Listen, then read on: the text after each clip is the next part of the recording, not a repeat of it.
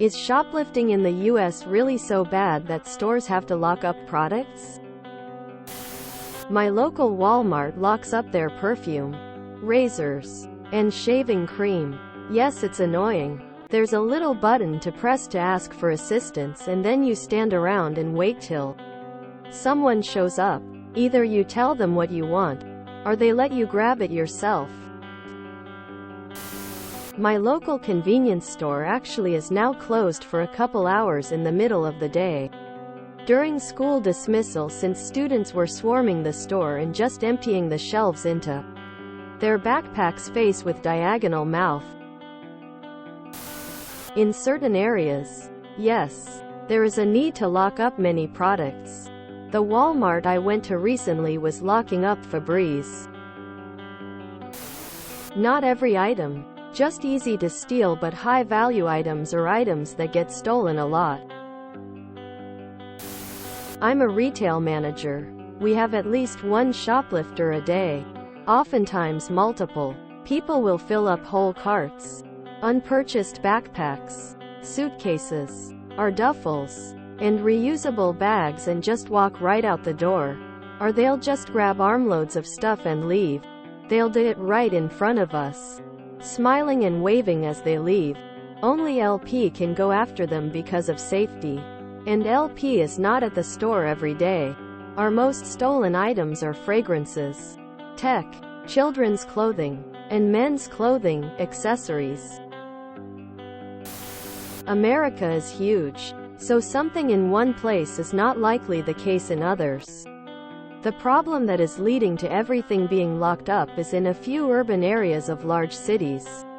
In the poorer areas, ETA, areas with high theft, is more accurate than poorer areas.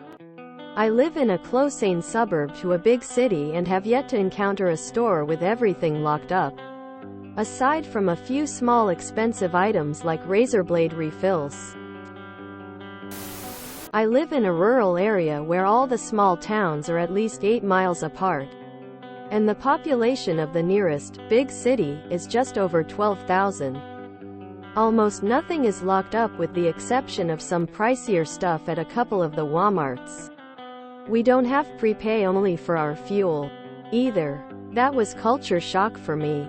Going in to tell the clerk I wanted $25 on pump whatever, and being told, you can just pump it and pay afterwards.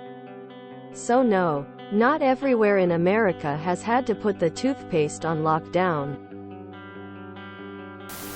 https www.cbsnews.com/amp/news/organized retail crime trade group half awful missing merchandise / A recent analysis from the Nonpartisan Council on Criminal Justice found that reports of shoplifting in 24 cities rose 16% between 2019 and the first half of 2023, when theft data from New York City was excluded. However, the number of incidents across the other cities fell 7% over that period. In the UK, my local co-op has locked up the spirits and whiskey and that due to thieves. I live in SF and yes, it was super annoying when the grocery store started locking up laundry detergent. When there was a Target by my house, they pretty much had a police car parked outside 24/7 to deter shoplifting. The store shut down though, because of too much shoplifting. Same situation with some products in Australia too. Razor blades, spray paints, some bathroom products, some batteries, small valuable things that are easy to hide or restricted from sale. And yeah, you either get an employee to unlock the cage, often there's a button nearby to call someone, or for some things like razor cartridges they have a little piece of card that you take up to the counter and swap for the actual product. It's not even high-value items. Highly portable items but cost $3. Such a shame. If I walk into a store and have to wait on someone to get me something, I'm leaving. Last time I waited on someone took them 10 minutes to get my item for me. No thanks. I saw it for the first myself this week at a different store. A young man grabbed a backpack and emptied it and tore off the tags. Then he went and filled it up with stuff. I even told a worker before he left and she just shook her head. Then he walked out and the alarms went off and no one did anything. Yes, depends on the city though. Big cities it is a problem, my small town NC city not so much. There is little legal consequence for shoplifting, so it continues to be a problem. They lock up butter in the UK, that's how bad it is. It's not shoplifting anymore. It's a crowdsourced mob looting. Yes, in many larger urban areas. I don't even mean low-income areas.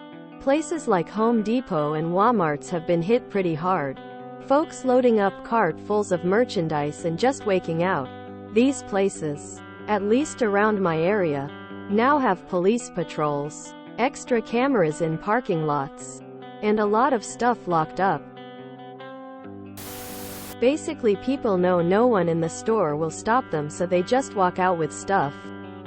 We're pretty squeezed over here. Financially, the desperation has been ratcheting up slowly over the last 57 years. No deals or freebies or inches given anymore. I've had grown men from the prior generation. One taught to never cry. Crying in the urgent care because missing a day of work meant no pay and possible termination. I expect it will only get worse. I see wiring and power tools locked up in some Home Depots. Sewing notions in some Walmarts. Laundry detergent anywhere. Not sure why that's a thing, but it is. Art supplies is a big one. Especially markers. I see it in pharmacies but not in any other shops. It's annoying because they don't have many staff and you have to ask them to unlock the cabinets. For most things worth over about $10. If you enjoyed this video, please check out our playlists full of similar content. Epicaricast is like doom scrolling for your ears. Please like, share, and subscribe.